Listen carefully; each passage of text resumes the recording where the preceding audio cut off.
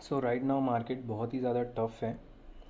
Tough in a sense, देखिए जो hedges हैं वो बहुत ही महंगे हैं। देखो तो 2.5 रुपए की हेजेस हैं, और अगर आप दूरी देखो तो वो 250 पॉइंट की दूरी है, जो कि लाइक मैंने यहाँ पर 1 रुपये का हेज बाई किया था, वो 7 रुपये का हाई बनाया। ये देखिए 1 रुपये का मैंने हाई बनाया, सॉरी 8.6, और लो देखिए आप। तो हेजेस इतने महंगे हो गए।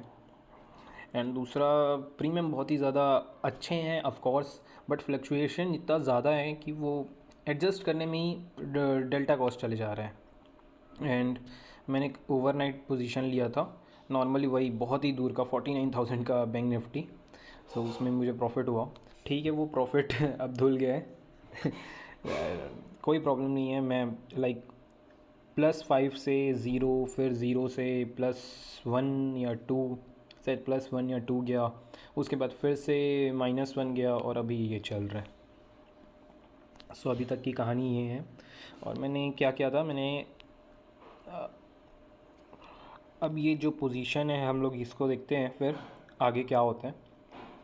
राइट नाउ मार्केट कहाँ पे है मैं वो दिखा देता हूँ।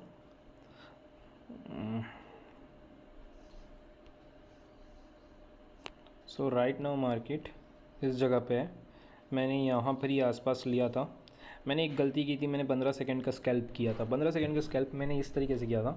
मैंने क्या किया था, पहले ऊपर का कॉल बेचा, और उसके बाद फिर पुट बेचा। तो वो जैसे ही मैंने पुट बेचने गया, वो स्कैल्प लाइक मार्केट थोड़ा सा ऊपर चला गया, और उसके कारण एक एक से 1.5 पॉइंट का लॉस हुआ। 1-1.5 पॉइंट का लॉस उतना ज़्यादा तो नहीं होता, बट फिर भी लाइक मैंने सोचा था मार्केट नीचे जाएगा, और वो 1-1.5 पॉइंट का जो एज रहता है वो बहुत ही बड़ा एज रहता है एसएल के टाइम पे। बिकॉज अगर आपके पास 1-1.5 पॉइंट एक्स्ट्रा है तो हो सकता है आपका एसएल हिट ना हो उस टाइम, और एसएल नहीं हिट होना है बहुत ही बड़ी बात होती है। सो ये बात थी। अब देखते हैं आगे क्या होगा। अभी तक तो मस्त लग रहा है मार्केट। अब पूरा लाइक धीरे चल रहा है, पहले तो बहुत ही तेज़ चल रहा था मार्केट, अप डाउन पूछो मत। चलो ठीक है, थैंक यू। आगे का अपडेट देता हूँ। और ये जस्ट कुछ ही मिनट में मेरा फिर से ऐसा लेट हो गया। अब यहाँ पर बात क्या है कि लाइक ये देखो, ये कुछ मिनट में हिट होके वापस यहाँ तक आ चुका था, और फिर ये ऊपर चला गया। मतलब पूछो मत, पूरा मसैकर हुआ है यहाँ पे। बिकॉज देखो ना, यहाँ पे मैं 12 पे एग्ज़िट किया, ये वापस अपनी रेंज में गया है, कैंडल सही नहीं दिखा रहा है। ये शायद ऑलमोस्ट 15 रुपये तक फिर से गया था, और फिर 15 से फिर से वापस 10 आ गया, और ये 25 पहुँच गया। सो ये बहुत ही ज़्यादा एक मुश्किल कंडीशन है। जो कैंडल्स अभी से एक दिन पहले, एक दिन नहीं सॉरी 2 दिन पहले, कल और ये आज ही छो रहा है ऐसा। जो कैंडल पहले, ये इतना बड़ा कैंडल ना, ये आधे घंटे में बनता था। ये 1 मिनट के कैंडल, आधे घंटे का कैंडल यहाँ पर 1-1 मिनट में बन रहा है। तो ये है प्रॉब्लम। बट सोचता हूँ मैं कुछ इसके बारे में कि क्या करा जा सकता है। बिकॉज ऐसा आप कितना भी बड़ा रख लो, वो हिट हो ही जाना है। बिकॉज वो 20 का 25, मतलब पूछो मत कैसे हो जा रहा है। 15 का 25, सॉरी। सो यही बात है। बताता हूँ फिर आगे क्या किया मैंने। आज मुझे लग रहा है कि ये एसएल डे है, बट फिर भी मैं ट्राई कर रहा हूँ।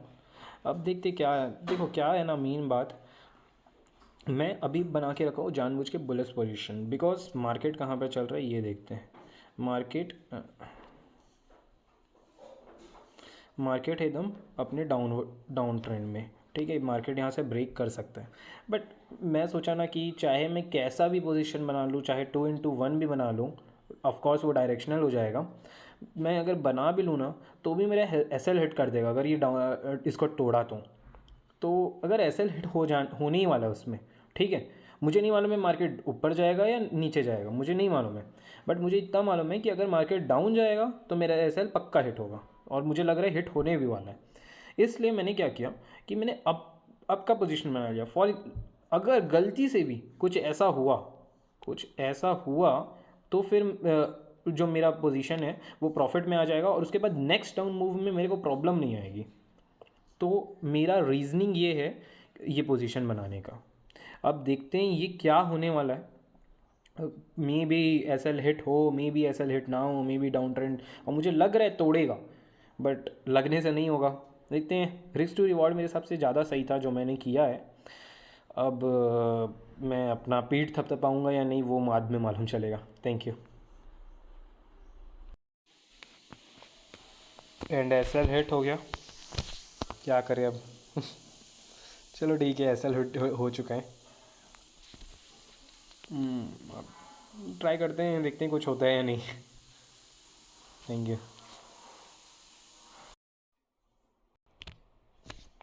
Ford back and back to green again. फिर से मुझे लग रहा है एस एल हिट होने वाला है, बट ठीक है, अभी तक तो एटलीस्ट ग्रीन में आ गया वापस। हू। सो मैं अभी एक्सप्लेन करना चाहता हूँ कि क्यों कभी कभी एक बहुत ही बड़ी सपोर्ट या रेजिस्टेंस के एक पॉइंट पीछे बेचने पे आप अपने आप को कंपेयर नहीं कर पाओगे किसी एग्रेसिव प्लेयर से जो उस बड़े रेजिस्टेंस या सपोर्ट के आगे बेचा है। तो जैसे कि ये मीन मैं अपने ग्रुप के लिए बना रहा हूँ।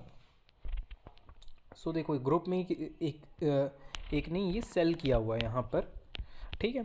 तो अब क्या होता है बात यहाँ पे कि ये यहाँ पर स्पाइक ही नहीं आता है। अब यहाँ पर अगर आप देखो तो ये एक 9 रुपये का स्पाइक आया। 9 रुपये का स्पाइक कब आया था? 10:41 में। अब आप उसी चीज़ को यहाँ पर देखो, 10:41 कहाँ पे है ये, मतलब कि 18,120 से 180 आ चुका है, ऑलमोस्ट 40 पॉइंट का मूव नीचे डाउन मूव आ चुका है, बट अभी तक वो ब्रीच नहीं कर पाया। ब्रीच छोड़ो, उसके पास भी नहीं जा पाया, मैक्सिमम 8 रुपये जा पाया है, ठीक है। अब उसी जगह फॉर एग्जांपल कोई 18,000 पे भी होता, लेट्स अज्यूम वो 18,000 पे ही होता, तो यहाँ पर ये ब्रीच हो चुका है, ठीक है। ये भी छोड़ो, 18,500 में, सॉरी 50 में देखते हैं क्या होता है। तो यहाँ पर एक बहुत ही जोरों का ब्रीच हुआ है हर जगह पे।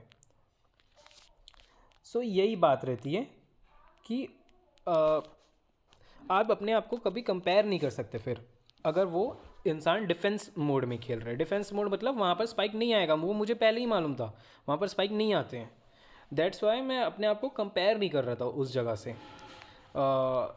और अगर, और ऐसा भी होता है, फॉर एग्जांपल क्या हुआ, आप एग्रेसिव खेल रहे हो, आप में स्पाइक आ रहा है, उसमें स्पाइक नहीं आ रहा है, आपके एसएल हिट हो रहे हैं, उसके नहीं हो रहे, तो उसके कारण क्या हुआ कि आपका जो लॉस है वो बड़ा हो जाता है, और उनका ना एसएल हिट होता है ना कुछ होता है, उसके कारण वो प्रॉफिट हो जाता है। बट वो मार्केट टू मार्केट पे डिपेंड करता है। फॉर एग्जांपल अगर यही स्ट्रेटजी बहुत ही सीधा काम मार्केट में किए रहते हैं तो ये तो बहुत ही बुरा है। तो ये वाली चीज़ आपको समझनी पड़ती है। तो अपने आप को अगर कंपेयर करना है तो उसको सही टाइम पे करना है। आप कुछ भी नहीं बोल सकते कि लाइक मैंने प्रॉफिट बनाया, सेम मार्केट था, मतलब मार्केट को तो सबके लिए सेम था, मेरी स्ट्रेटजी वर्क कर गई। बट आपको ये समझना पड़ेगा, हो सकता था वहाँ से फिर साइडवेज चले जाए मार्केट पूरा परेशान करके, और वो आपको बहुत ज़्यादा चुभता।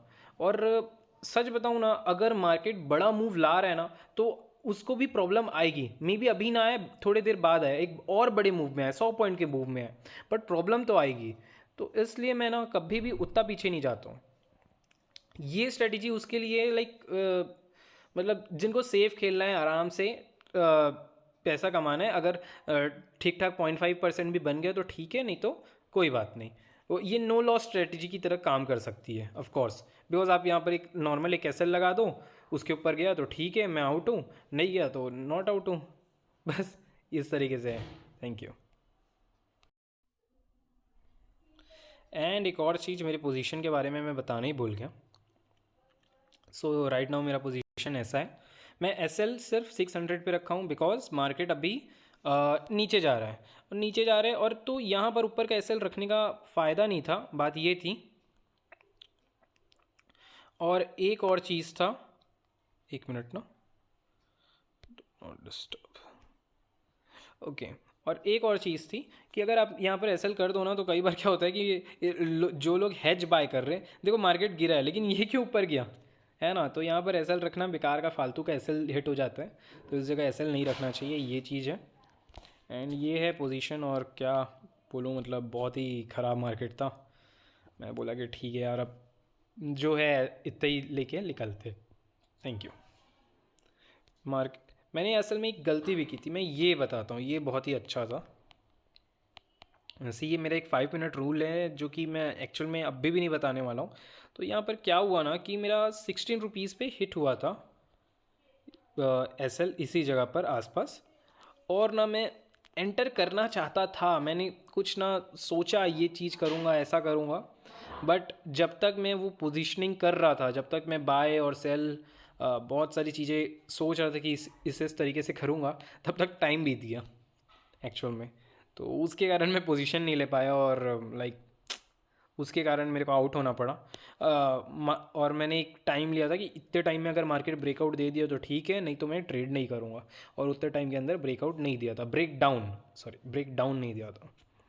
सो यहाँ पर एक एक छोटी सी गलती, मुझे 6 रुपये पड़ी, जो कि होता है ऑलमोस्ट 6,000 रुपीज़, सॉरी 30,000 रुपीज़। और 30,000 उससे ज़्यादा ही होता है थोड़ा सा, ऑलमोस्ट 32,000। तो 32,000 रुपीज़ मेरे को ये बेकार का ही कॉस्ट पड़ गया। और उसके कारण मैं अभी ट्रेड से बाहर हो गया। फिर मैं बोला कि ठीक है, अब हो गया जो हो गया। एक्चुअल में जो मेरा 5 मिनट रूल है वो बहुत अच्छे से काम करता है, बचाता है, काम करता नहीं बोल सकते, बचाता है बहुत बड़े लॉस से।